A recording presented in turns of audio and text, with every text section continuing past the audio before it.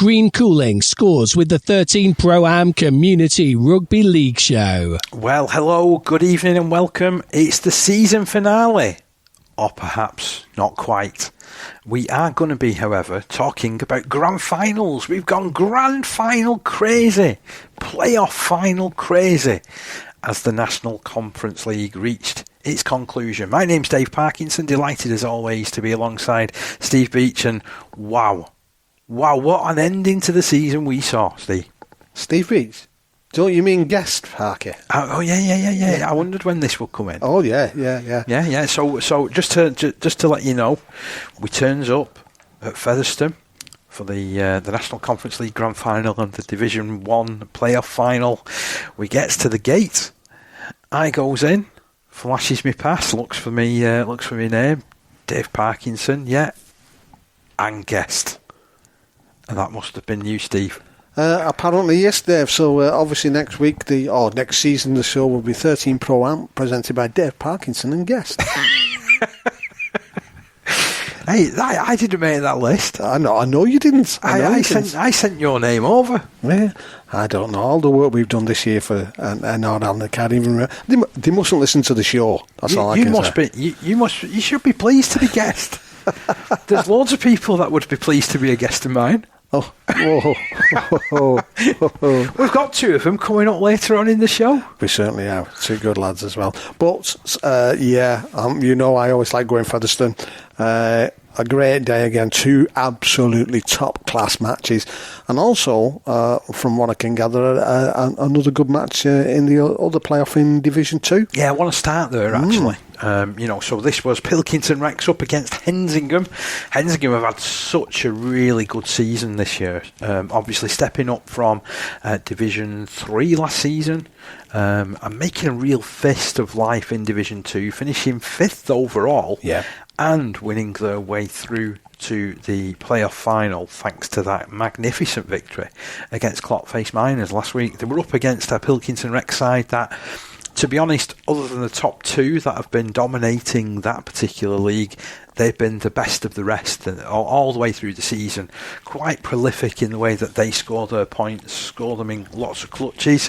And this was a game that saw Pilkington Recs earn promotion to Division 1 after a convincing 32-16 victory over Hensingham.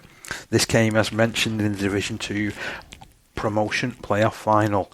Recs dominated the first half, establishing a 10-0 lead through tries from Ben O'Connell and Tommy Connick, with Kieran Napper converting one. Hensingham briefly hit back early in the second half through Ryan Templeton, but Pilks soon tightened their grip on the contest. George Hannon, Harry Coleman and John Key all touched down in a blistering spell that saw the St Helens side pull 24 points clear. The Cumbrians then showed plenty of spirit and grit as Neil Branthwaite crossed, Adam Williamson converted, before two further penalties from Napper extended Pilk's lead to 32 points to 10. A late Luke Charlton try, improved again by Williamson, provided some consolation for Hensingham, but the day belonged to the Recs. So Pilkington Recs scorers, tries from Ben O'Connell, Tom Connick, George Hannon, Harry Coleman and John Key, with Kieran Napper adding 6 goals. He's had a right proper season, hasn't he? Yeah, he's with the boots. He's really, really good, and it's another one of these players who just takes his time and all sort of gently puts his foot through the ball and comes up with some absolutely really, really good goal kicks. Yeah. As I said last week, Park, I thought that Pilks would to be fair, I didn't think they'd win this convincingly. I thought they would win because of home advantage would be really good. But Saturday, as we know, both where we were, maybe not as bad as where we were, but certainly when we were leaving this side of the Pennines, the weather was blowing a hoolie, I think they say, in certain parts of the country, and that was the what it was like there at Pilks. It does have a breeze there, whether or not, as we've been a couple of times, but apparently it was a little bit worse there. But I don't think that would affect either side. I think they would play the conditions as best they could. Well, we've often joked, haven't we, that with Cumbrians and a bit of a breeze, then it's just a case of sticking a big coat on. Doesn't matter if it's in the middle of a storm, does it, to be honest? Turned up in T-shirts and shorts. But obviously, that ground at Pilks is, from a kicking point of view, it's great for holding the ball up. You put a kick in, it very rarely bounces on. It will bounce and it will hold up, so... from a wind point of view, you probably could control things a lot better. Of course, congratulations to Post. They have had a really good season. Obviously, over the last few years, they've had that tumbling scenario, but they managed to stabilise things last year and have really got their heads together. Beginning of the season, I thought they were a little bit sticky at times, and they fell into that little group who were just behind. Obviously Dewsbury and Leeds, and there was about 3 or 4 in there, sort of chopping and changing out. But towards middle towards the end as well. They found a bit of consistency. They did. And even when they weren't playing quite as well. I mean, we saw them, didn't we, when they played against Clotface, and that was a little bit of a hit and miss. They were brilliant in the first half, but then second half they conceded quite a few points and what have you. And I did wonder whether they had the mettle to sort of go on in fairness, but they did really well. They gathered it back, and as I say, towards that back end and probably the last sort of 5-6 weeks of the season, they really did show that there's a lot of class there. Well, I saw them play Clotface at Clotface, and it was 16 all it ended up, and they'd had a player sent off, and to get back to that 16, and you could just tell from there that they were. It's a local derby, full stop. So it's always going to be a bit of edge about it. But the resilience in that game, I think that was probably the catalyst to push them on towards that end of the season. Like you say, I think a couple of games we saw them they just sort of drifted off towards the end. I think they've started to tighten that up. Just get on top of that. Obviously, they identified it early enough. And congratulations and. Moving back up again. Yeah, they've had a great season, really, haven't they? When you push comes to shove, they've had Aidan Jones, who's been scoring plenty of points. Tommy Connick still offers them a real point of difference in the middle of that field, doesn't he? George Annan playing out in the back row, fantastic runner of the ball, and John Key, you don't get much more consistent in the National Conference League than Keysy, do you, really? Yeah, no. I've got to get a big shout out for Callum Derrick, who's had a really, really good season. His try-count is really well up there. He's obviously been out on the wing this season. We'd seen him last year. He's playing at fullback, and I still think he's got that sort of balance, where he could, possibly take up that role. Wing-wise, I mean, again, we saw Clotface. He went in the far left-hand corner, and he took an absolute crack, but and got carried off. But managed to get himself together, and he played the week after. And he's had a really good season. I'm sure he's well pleased with himself there. Rightly so. And rightly so. And I suppose as well from Jamie Smith's point of view as coach. As you mentioned, they had this sort of tumbling effect, didn't they? And we've seen it happen. With teams dropping down and dropping down and dropping down, and to put a stop to that type of scenario from happening is a big ask, and they've done it for him, and I'm really pleased because he's a great fella, and again, he's not fully hung the boots up either. He's certainly been lacing up those boots and getting out on the field when he can as well. But next season is going to be another tough one though, because the two clubs that have gone up above them, as we know, really top clubs and have done really well in Dewsbury, Celtic and East Leeds. And then you've got, obviously, teams coming down from the Premiership into to Division 1. Tell you what, though, they do well to sort of look at the way that Oldham St Helens have gone about the business this year, because they were the third team that was promoted last season, and they finished in the playoffs, sort of in Division 1. So you can get this sort of bounce the other way. And I certainly hope that's the key, for Pilkington Recs, to be fair. Just to tie up those Hensingham scorers, Ryan Templeton, Neil Branthwaite and Luke Charlton were the scorers, with Adam Williamson kicking 2 goals. They can be well pleased with their efforts this year, can't they? I mean, again, they've bounced up from Division 3. I mentioned it before, finishing 5th in the league. Yeah. Brilliant. Yeah, the thing is, it's one of those where you can go into the league above and your initial thought is, we'll consolidate. Well, the thing is, if you aim for playoffs, first and foremost, and think, well, okay, let's see where we are halfway through the season. At least if you're doing that, then you were consolidating, sort of by osmosis type of thing, aren't you? And they've done that. Is that another one of your words? Yeah, I'm throwing them in. What was the one the other day you got when we were doing the big match? I know that you mentioned Inclement again. Inclement, that was the one. Inclement. Yeah. I'm you and your old cricketing days. That's certainly one of that. You'll be telling me about silly mid-offs, where I'm thinking of silly. I'm thinking of silly standoffs and stuff by comparison. But fantastic for Pilks Recs, and well done to them. There was obviously the other 2 finals that we were at as well, wasn't there? Yeah. Two cracking games, gotta say. So let's look at the Division 1 promotion final. Now, this one was between Ince Rose Bridge and Stanningley, and it was something of a feisty affair, this one. Ince Rose Bridge edging out Stanningley 18 points to 14 in a gripping Division 1 promotion final to secure their place in next season's Premier Division. Bridge made the perfect start, opening the scoring inside 2 minutes, when a clever kick from Kieran Eccleston was collected by Callum Hughes, who crossed too far out for the conversion to be added. Stanley hit back through Jack Vincent, following sharp work by Josh Phillips and Adam Butterill, although the latter's conversion attempt drifted wide.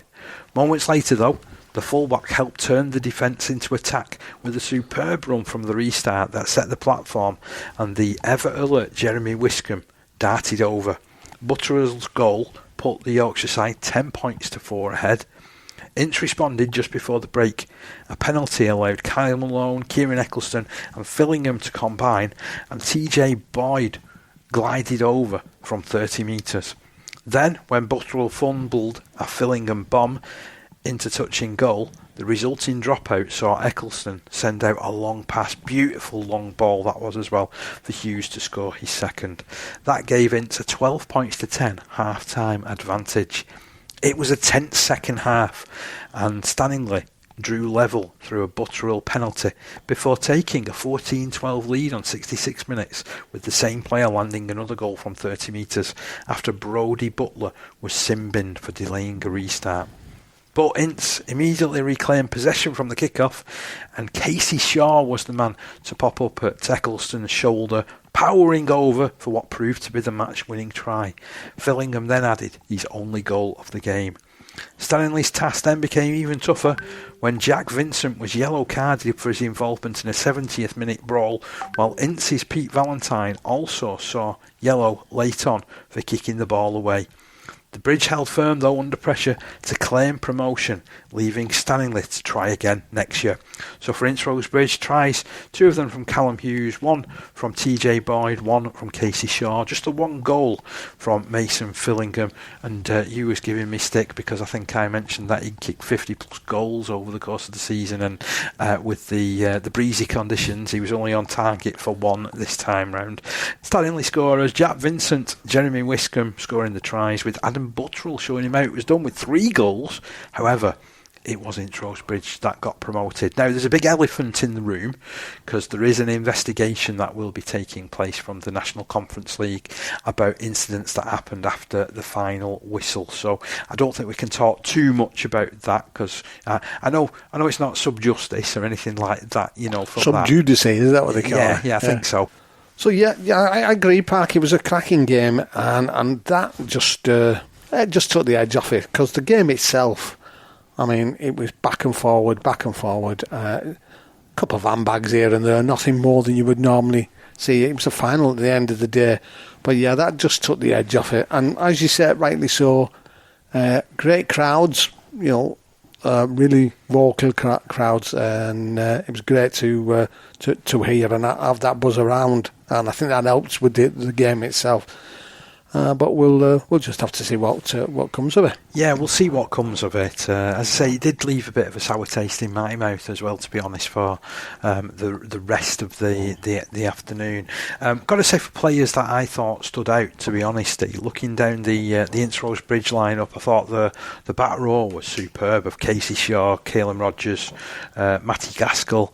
I also thought as well that the veteran of the side, Kieran Eccleston, ultimately he was involved in all three of the tries. He controlled things, didn't he? He was involved in 3 of the 4 tries, wasn't he? And kicked particularly well. TJ Boyd was very good from the back and looked an evasive sort of runner. And then Boyd Wilson as well was, I know, someone that really impressed Paul Couch, who was alongside with in commentary. And ironically, we called that first try, didn't we? We called it the kick over to Callum using the corner. I hope we did. 6 foot, 7 or something. I'm surprised didn't get used more often. Obviously, he scored to the second one. He got a pass that was around his ankle, so how he managed to bend down and catch hold of that, I don't know. But within a couple of minutes, they scored that first try. And from a Stanningley point of view as well, the fullback Adam Butterill had a blinder. Was really good, actually. Yeah. Very, very good. And you looked at their halfbacks, and Fraser Stroud did a good job, didn't he? Kicking game again. Excellent kicking game. Jeremy Wiscombe off the bench was dynamic, wasn't he? Fantastic. And I tell you what, I'm going to look out for Jack Sykes next season, because I thought he had a massive impact when coming off the bench, didn't he? Yeah. And then Jermaine Ruban had a good start, solid start to the game. Danny Selkeld, again, there wasn't much between these two sides, was there? And it could have gone either way. The other way. It could have gone the other way, and there could have been no arguments if it had done, because they were both two well matched sides. It was a great game. Obviously, from the elements point of view, we had sunshine when we got there. Then we started to get some rain and some wind, and it eased off again. So it wasn't all. There was a change of sort of weather all throughout, which sort of. Just changed the game plans, I think, slightly for both teams, but it was a cracking final, gotta say. So that leads us on to the National Conference League Premier Division Grand Final. This was old rivals up against each other. It was Siddle up against West Hull. Siddle, of course, the beacon of consistency throughout the season. The second season in succession where they finished top of the league. West Hull, I don't want to say rebuilding, but they've had a big change this season in Mark Hewitt moving away from being head coach after such a long spell. Ryan Steen going in. They finished third in the league, just beneath a very good West Bowling side, who they then knocked out in the semi-finals last week. And it was West Hull who were crowned National Conference League champions for the first time since 2019, after producing a disciplined and really deserved 8-0 victory over league leaders, trophy winners Siddle. Kick-off was delayed by 15 minutes following Ince Rose Bridge's late arrival for the earlier Division 1 promotion final. Don't we know it? We were stuck in all that traffic as well. We were there. For a little while, we were thinking about whether or not we'd actually get to the ground, weren't we? But and we had to do a big detour on the other side of Leeds, didn't we? And headed on the motorway that goes around Leeds, the M621. That's right, yeah. All past Ellen Road. And Ellen Road, yeah, who were playing as well, weren't they? So there was loads of traffic. And Leeds United were at home as well, so that was really well thought of, wasn't it? But anyway, we got there in the end, and in this final, West Hull quickly found their rhythm. Standoff Josh Wood expertly controlled territory through his pinpoint kicking, and the green and gold settled into the contest and dictated the pace from the start. Their pressure was rewarded inside 9 minutes when Eli Wilkinson dived over in the corner after Daniel Williams was penalised for a high tackle. Wilkinson couldn't add the extras, but the early breakthrough reflected West's sharp start and composure under pressure. Siddle looked for a response, led by tireless hooker and halfback Jamie Greenwood, who tried to inject energy into the Halifax side's attack. But West Hull's defence stood firm. Harvey Williams bundled Kieran Masik into touch to deny his second score, and although Siddle earned successive penalties around the half-hour mark, they couldn't find a way through West's organised line. The defending continued to impress as Conor McCallum was forced into touch and Lewis Crowther trapped Freddie Walker in goal for a dropout that turned the screw further on Siddle.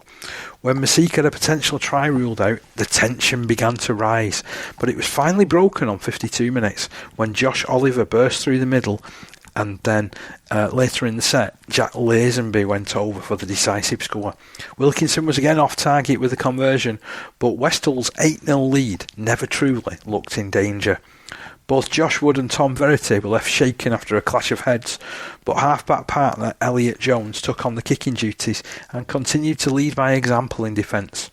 Jordan Baker and Jack Watts also delivered bone-rattling tackles in a display that typified togetherness and belief under coach Ryan Steen, who capped his first season in charge with the title. So those Westall scorers, Wilkinson and Lazenby, Siddle, unfortunately unable to trouble the scorers, and it finished 8-0.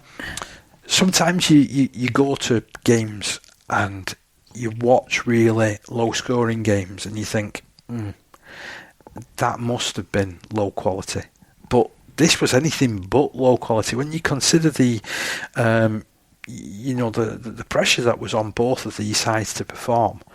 They cancelled each other out for long periods, and it was probably the kicking game of Josh Wood and the tireless work ethic of some of those West Hull forwards which turned the game in their favour. Yeah, gotta say. We were talking about the weather conditions. In the second half, it started coming down a bit more. Pitch got a bit on the muddy side. It did churn a bit, didn't it? Certainly in one half, didn't it? And it was, I could say it was a game of 2 halves, but it was like a game of 4 halves because, each half, it was sort of back and forwards as it were. We thought in the sort of second half, because certainly Siddle would hopefully sort of be able to use the slope that's there, because they'd struggled to make yards in that first half.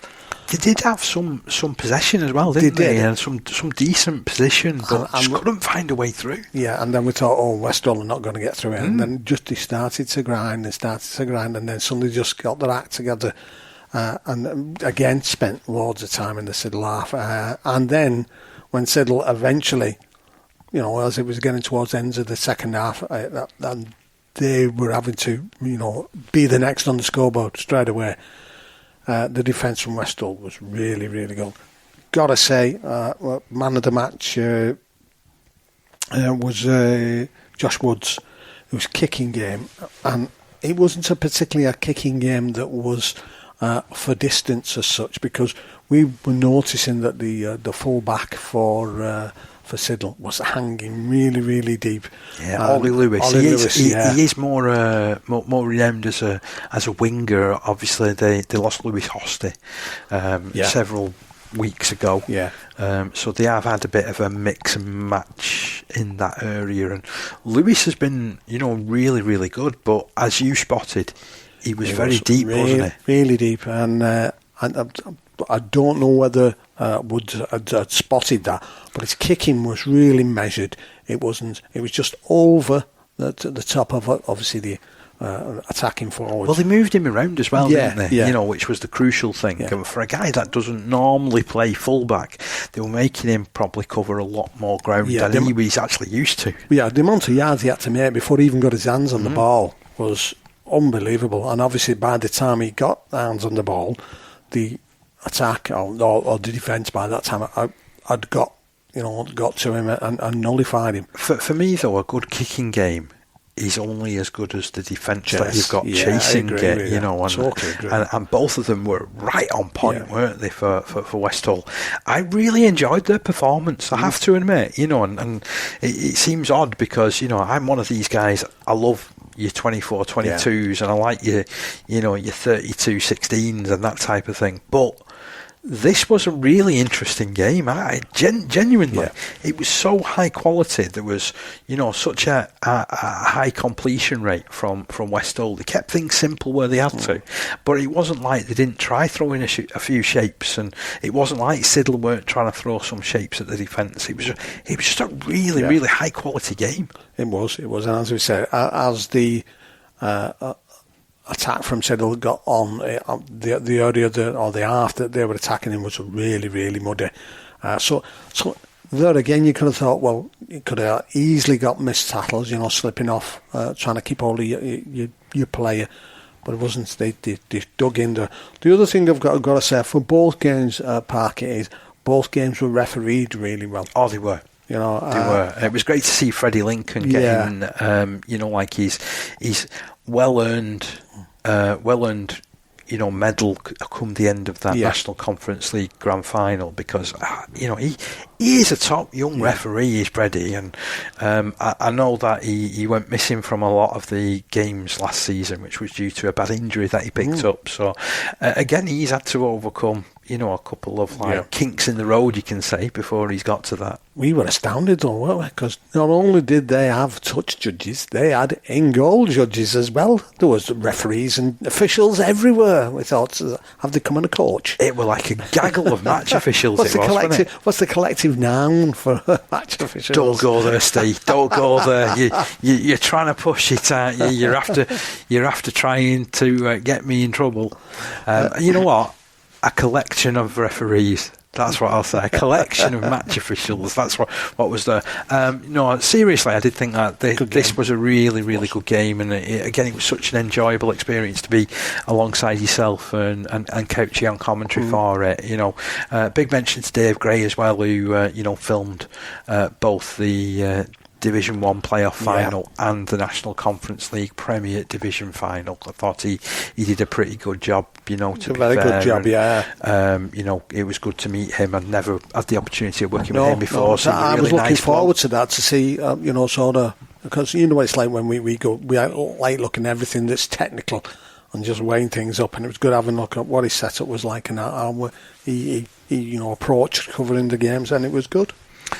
So it is West Hull that went on to win the National Conference League for, what was the time? Was it 10th time? 10th time, yeah. I mean, to win it 10 times in 39 years, you're going some, aren't you, as a club? I mean, that is such a magnificent record. It certainly is. Yeah. And it all came off the back of a changing coach as well. So Ryan Steen, he retired. Now, he was the number 13 a long time for West Hull, and he managed to recruit a replacement, his own replacement, and that was Josh Oliver, and we spoke with him after the game. Okay, I'm alongside Josh Oliver. Josh, very tail end to what is a first season at West Hull, mate. Yeah, mate, I'd say overwhelming. It's just been a lot of emotions this year. It's been such a long season. We started in January and then finishing now.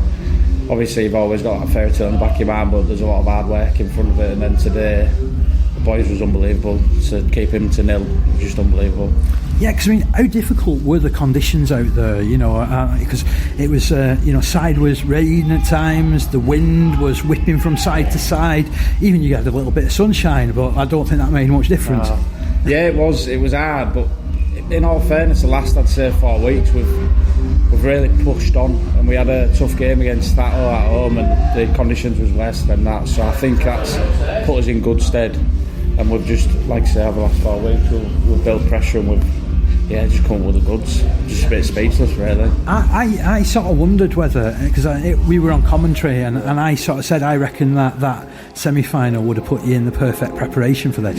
Yeah, I think obviously earlier in the season, Bowden, we just lost out at their place, so it wasn't just a semi-final, it was getting one back over them at their place, so that was a big statement for us to go there.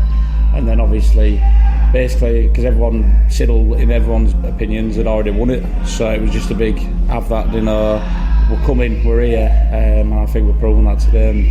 Is that where you felt like everybody was like backing Siddle to do this? Yeah, even Siddle, they're an outstanding team, outstanding setup. You look at the way they have been the last couple of years, it's unbelievable.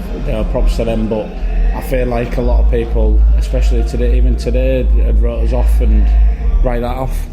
Tell you what, I mean, you've answered that perfectly. I mean, you must be absolutely shattered because you must have done, I mean, I don't know what stats were out, but you must have carried that ball at least 20 times, at least 30 tackles. But a special word as well for Josh Wood with his kicking game. Yeah, Woody, he's an unbelievable leader. He's our captain, and that's been a big part this year. Is trusting.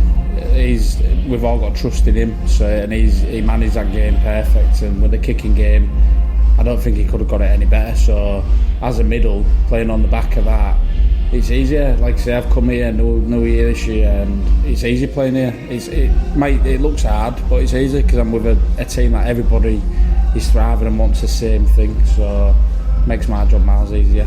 There's some real quality in that pack as well, isn't there, when you look at the efforts of Ben Arban.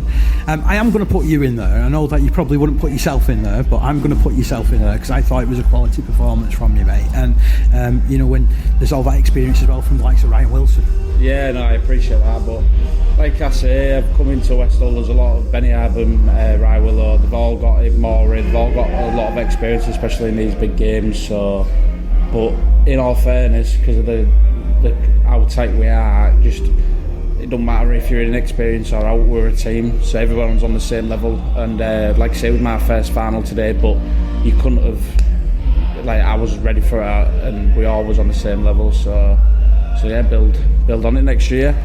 Yeah, I mean that's the challenge there, isn't it? You win one, you want to win another one now, don't you? Yeah. Well, we're gonna be nice to have some time. It's been a long season. We've got end of season doing Benidorm next week, so we're all gonna go take the cup there, have a few beers out of it, keep it PG for a few months, and then get back to the drawing board in January and go from there. You know what? I remember a few years ago there was a Twitter account that appeared with NCL Trophy, and it did it turned up in various places and there was pictures. Is there going to be a social media presence for it now? No comment. See where it goes. I just want to take you back, because obviously you spent a long time with Skirler. You became club captain there. You moved on at the end of last season, came over to West Hull. I know that you would have felt that you had to make this move, to get the best out of your career and what have you. Have you been well accepted by the boys? Yeah, like I say, I spent a long time at Scale, and there'll always be, a club that I love. But I just wanted to go out and challenge myself, and seeing West Hull for this few seasons before I came, it was something that I wanted to come and test myself. I know I'm at that level. I want to prove to everyone. So. Yeah, it's been a whirlwind, and the boys have accepted me, and like I say, I feel like I've cemented a nice spot in the team, and everybody knows what I'm about. I've got no respect for my own body, so that was what it was. I didn't want to. I wanted to go before it was too late in terms of body wise, because the body you never know how long you've got with your body nowadays, but. I've got quite a while, I reckon, though, now. Yeah, I reckon you've got time to become a West Hull legend. In fact, Well, that's the goal. That's the goal. Like I say, first year, first grand final, first win. Can only build on it, can't we? So, yeah, I'm excited to see where next year goes. Josh, I know you've got a big night ahead. I know it sounds like you've got a big week ahead going to Benidorm, mate. So I'll go and let you enjoy that, and no doubt I'll have a catch up with you at some point next season, mate. I appreciate that. Cheers, mate. Every tackle, every try, every scrum.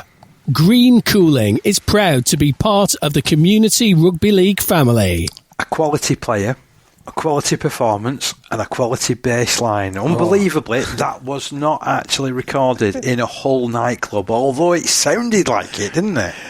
Can I just say, that wasn't just outside the changing room door either. No. That was down a corridor. Just near the entrance to the actual building as a whole, that was a quiet spot. Inverted. It was meant to be a quiet spot. It definitely wasn't, though, was it? But you know what? It added to the atmosphere of it, and really enjoyed that conversation with Josh, because it's not always the easiest of things, is it, to move clubs and to make an impression and to settle in, and he's well on his way there now, isn't he? Yeah, very much so. I mean, it was integral part to that win, and like you say, very humble lad. Given all his other players the credit more than himself, but he was certainly in there amongst them, wasn't he? Now, on this show we always like to get the player's point of view, don't we? And we didn't just leave it to Josh to give his opinion. We caught up with Ryan Wilson, and I wonder whether we've actually got a little bit of an exclusive from him. Okay, I'm alongside Ryan Wilson. Ryan, you've appeared in these grand finals before. You've won grand finals before with Westall. Where does this one rank? It's right up there for me. Personally, it's probably going to be my last game playing. So it's, like I say, it's the top. It's Siddle, massive rivalry. I don't think you can top it. I've played in 6 now, and that's only my second win. So it meant everything to us today to get over that line. How good was that, though? I mean, you must have been completing at something like 90% throughout the game. It was outstanding. Oh, brilliant, mate. From the get-go, we knew we just had to complete our sets. The conditions sort of set that anyway. It wasn't a day for playing expansive rugby league today, so I thought as long as we complete our sets, and the way we did back that up was outstanding. There was loads of heroic efforts, weren't there? And I mean, we're talking of things like I just said to sort of Watsy there about shooting out the line and grabbing Ollie Lewis so many times when he was causing a bit of a threat. Yeah, I think 1 to 17 you could probably pin at least one massive effort on every single player, which it don't go unnoticed. We're so tight as a group, and everyone just wants to work for that person next to him, and I think looking out there, I think it shows. Did you get the feeling a couple of weeks ago when you got into playoffs that you could go all the way?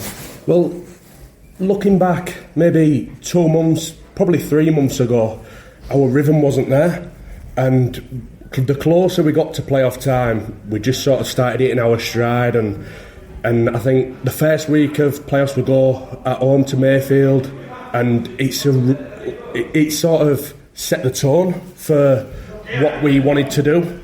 And then the week after we play Fataweef, and it's just a carbon copy of this game. The conditions are exactly the same, and we knew when we seen the forecast today, we hadn't spoke about it as lads, but you look between your group and you just know there's just a feeling there. Is it one of those where it's a little bit difficult because you're the second game here, aren't you? The NCL final is always the second game, which is you can say what you want about that, to be fair, but you end up with a churned up pitch in this instance, don't you? Yeah, it's crazy, really, isn't it? I think we knew that, and we was on the bus down here, was watching the game beforehand on YouTube, and you're looking at it and going, Jesus Christ, even the referee's money. The referee had mud all over his back, and you're thinking, well, we know what we're in for today. So, I mean, you've just got to play the pitch, haven't you? There's nothing else we could have done. We completed, like you said, we completed really high, and I think that just set the full tone for us for the game. I've had a chat with Josh Oliver as well, and I said it was. I thought personally it was down to a lot of you guys in the middle, because you don't really get the heralded that you deserve. I don't think, because the efforts what you're putting in taking teams forward, your defensive efforts. But a word on your captain for his kicking game as well. Outstanding. We reference all the time end of set finishes, and that's one of Steenie's big things is end of set finishes. And there was a lot of times in that second half where we're under the pump, and Woody just comes up with something. He comes up with a kick, and we get a drop out, and everyone just feeds off energy on that. If we're kicking down there and everyone's willing to chase the kick and get up there as a unit, we're happy to defend as a unit. I was saying though, that's those little things, isn't it, that a lot of people don't recognise in rugby league, that a kick's only as good as its chase, and that chase team today was just phenomenal. Oh, 100%. I don't think you can put a point on sort of how hard we work in that department. We try our best to turn. If there's any sort of little negative, the kick might not be on the money, might catch it on the full. But so long as we get down there, work as hard as we can. Like I've said a couple of times, we just work as a unit. We're so tight knit. You're working as hard as you can for the man next to you. A quick word on Ryan Steen, because it has been his first year in charge. Obviously, you had that long association with Mark Hewitt as well. Yeah. What's Ryan done Right, we got rudely interrupted there by a fire alarm. I only want to ask you another couple of questions, to be honest. So I was asking you all about, sort of Ryan Stein and what he's brought in, as coach this year. Yeah, well, Steeny's he sort of models his coaching style on exactly how I was as a player. I played with Rye for, I think it was 9 years, something like that, and it's just intense, and that's all he wants from the boys is. So long as that effort's there and the intensity, the rest will bring itself. We, as coaches, we work hard on the little things and the plays and all. But so long as that intensity is there, you've got to be there or thereabouts in the game. And you mentioned this is potentially the last game for Ryan Wilson as a player. Yeah. What comes next? Just helping Rye out in the coaching, helping Steenie out in the coaching. It's something what I sort of agreed to last year, and this year's been really tough for me myself, being a player coach. It's hard knowing when to dip your toe into the coaching and peeling yourself back in the training sessions, but like I say, we've got trumps, haven't we? So that's all that matters in the end. I'm delighted that you're staying involved, because I mean, you are, I think a lot of people would consider you a modern Westall legend, aren't you, with your involvement? Yeah, well, that's for other people to say that, innit? But yeah, it's a tough one.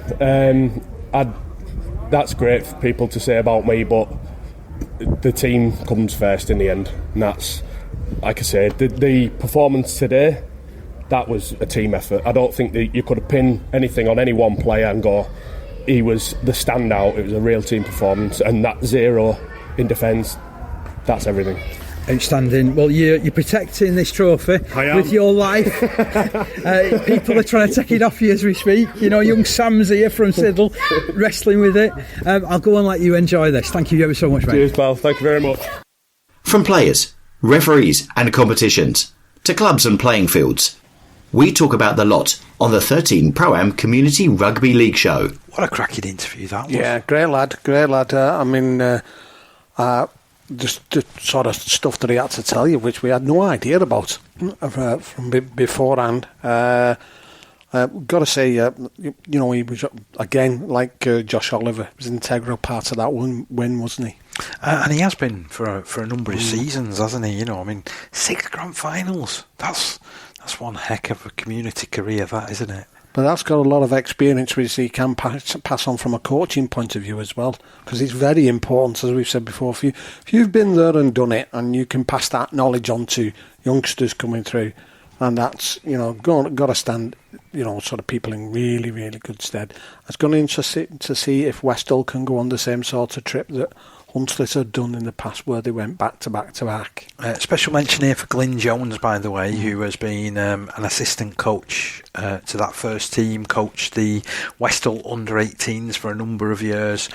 He's stepping back from his duties coaching, but I think he can have the armband on now to Ryan Wilson, and it's in a good place, isn't it? Yeah. And how good has it been for Ryan Stein to get this victory and get the big trophy in his very first season? Yeah, because arguably, even if they didn't get there, they've had a good season, haven't they? Do you know what I mean? They've not lost the beat from the season before. You know what I mean? They've, again, as we said, for the last few years, they've always been there or thereabouts, and then in amongst it. And yeah, Westall 10 wins now, as I said, and God knows how many finals they've actually been in if they've won 10. They're really top class club, aren't they? A really top class club. And if I'm not wrong, they have 2 of their ex-players playing this weekend in the grand final, in Lytton and Mikey Lewis. They do. They do. So yeah, you managed to link that in nicely with guy. the. Yep. This is why we pay him the big bucks. Thanks, guest. No problem. David Guest. Okay, let's have a look throughout the leagues at exactly what the story was. So we know in the Premier Division, Siddle finished top, Westhull finished as champions, and then losing their spot in the National Conference League Premier Division were Loch Lane relegated with 15 points, Dewsbury Moor Maroons relegated with 7 points, and Lee Miners Rangers relegated after winning just 3 points this season. into Division 1, the automatic promotion places went the way of Wigan St Jude's, who had a tremendous season bouncing up from Division 2. Alongside them, also getting automatic promotion, was Heworth, who I think we didn't speak a lot about until about the halfway point of the season. And then they found their consistency as well, didn't they? And then it's ended up with a 1, 2 and 3, because Ince Rose Bridge did finish in third place and get promoted in the playoffs against that Stanningley side. Losing their spot in Division 1 this season was Alton Raiders, with 10 points won from their 22 games. Crossfields, who won 4 of their 22 fixtures. And Woolston Rovers finished bottom of the pile with a slightly inferior point difference, having also won just 4 of their 22 games.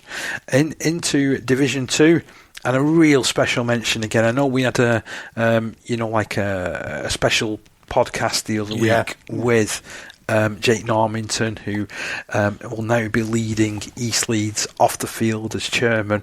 It was a fascinating chat. If you haven't already got it, go back and have a listen. It's on this channel that you can hear, and everything on. I'll try and retweet it at some point over the next few days. Absolutely fantastic. They went undefeated. Only the second team to go completely undefeated. 100% record, 22 wins, 22 games. 1,092 points. 1,092 points, and only conceding 224.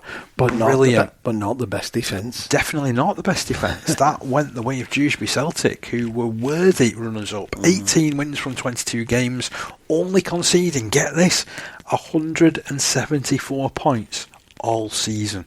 That's less than 10 points a game.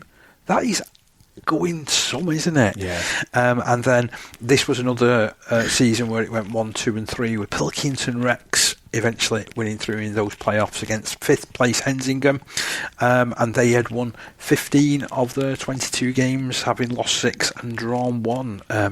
Worthy moving up to Division 1 next season. And then Division 3, Keighley Albion, it'd be remiss of us not to mention just what an impact they have had on National Conference League since being voted into the structure last season.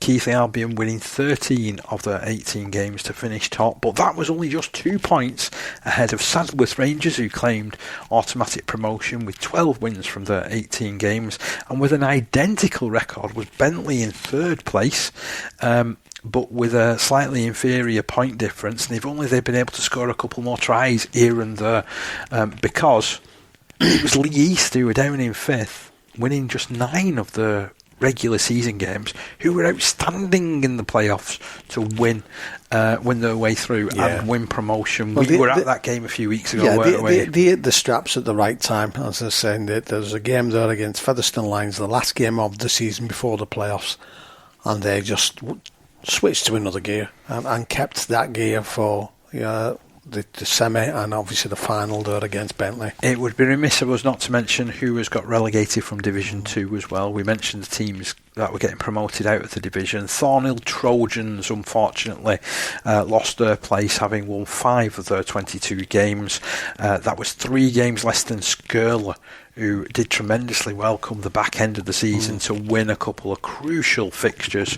Hull Dockers finished second bottom with 4 wins from their 22 games. Bottom of the pile was Ellenborough Rangers, who finished with just 7 points gained, but they'll be back again. I'm quite positive of that. And then looking into Division 3, the teams that face being re-elected into the National Conference League are Milford, one of the clubs which actually founded the division when it was first coming to being in 1986. They finished with 5 wins from their 18 games, and then Beverley had a season to forget as well, which I'm sure they will do better next year. They won 3 and drew 1 of their 18 games. So that's the sort of runners and riders as far as the league goes. We've reached that time of year as well where we have an awards dinner that is on the horizon. That's taking part in a couple of weeks' time. It's being held over in Ainley Top at the Cedar Court Hotel. And we have the nominations for Player of the Year. I want to get your opinions on this, Steve. So, Premier Division, we've got Keegan Brennan, Waterhead Warriors, Jamie Greenwood from Siddle, and Harry Williams from West Bowling. Discuss. Well, certainly two of those I've seen quite a bit of in Greenwood and our friend from Waterhead Warriors. I've got to say, three outstanding players. Oh yeah. Three really outstanding players who deserve their nominations this year. And there's been some good. There has been some good players in that certainly Premier Division this year. What do you make of the First Division nominations as well? We've got Byron Aspinall. He's got a very Wigan feel to this, by the way. So Byron Aspinall from Ince Rose Bridge, Danny Cassidy of Wigan and St Jude's, and Connor Parkinson also of Wigan and St Jude's. Yeah, you're asking me to be totally impartial here, aren't you? I am. Well, considering he didn't finish the season off, whether Danny Cassidy gets it, I don't know. But from my point of view, every time I saw him play, he was, paying me whatever £3, whatever to get in. 10. Oh yeah, value for money was really good. And ironically, though, his colleague who's mentioned, Connor Parkinson, he's had a brilliant season. Well, if you look at either of those players' tries, they either one was setting the other up, or one was running the shoulder, ready to be put in, and worked hand in glove. And to be fair to Connor as well, our Connor. Yeah, your Connor. Got to remember our Connor. He's been announced as a Swinton Lions player for next season, so I'm really looking forward to seeing what he can do in the semi-pro rank, because he has been an outstanding servant over all these years for Wigan at St Jude's. In the second division, these are three cracking players as well. Yeah. Alfie Crawford of East Leeds, Fletcher Holgate from Hensingham, and Carl McBain from Barrow Island. Players that have featured quite a lot when we've been talking about Division 2 this season. I am slightly surprised that there's not maybe another East Leeds player in there. Yeah, because obviously they have dominated. Well, we were talking about the amount of points they've scored. I mean, we have said that they've shared the points around within the team, but nevertheless, the players in there have scored some, some really good and high points. So a bit surprising there. And then for Division 3, we've got Josh Bradbury from Saddleworth Rangers, Tyler Fisher from Myton Warriors, and we should mention Myton here because they've had a much improved season. They've been thereabouts all the way through. I think they finished 4th in the table, didn't they? Because they had to play at home against Lee East, who we all know what happened in that one. And Ben Stead from Keighley Albion, who I know from professional stints with the likes of Keighley Cougars and also the North Wales Crusaders, and I think he played for the Midlands Hurricanes as well. Outstanding player. And again, we've mentioned him more than once as being a real game breaker in Division 3, haven't we? So, fascinating. Whoever wins those 4 awards, they'll have earned it, won't they? Yeah. The other thing, Parky, something that obviously we've been questioned about is possible changes for the coming future with regards to the not just the NCL but community game in total. There's a couple of interesting articles out there, particularly that have appeared with Phil Hodgson, and I just get the feeling that there still needs to be a lot more talking before anything can happen. And I know that certainly Martin Coyd has been around some of the other leagues, and he's met with committees and stuff, and talked about the national community rugby league structure potentially coming in. We attended a webinar, didn't we? That's right, a couple of weeks ago, and to sort of have a see of what was being said, and they mentioned about having one league right at the top, which I believe they want 2 leagues right at the top to the National Conference League. Listen, it's early days. I'm hoping that there is a lot more consultation.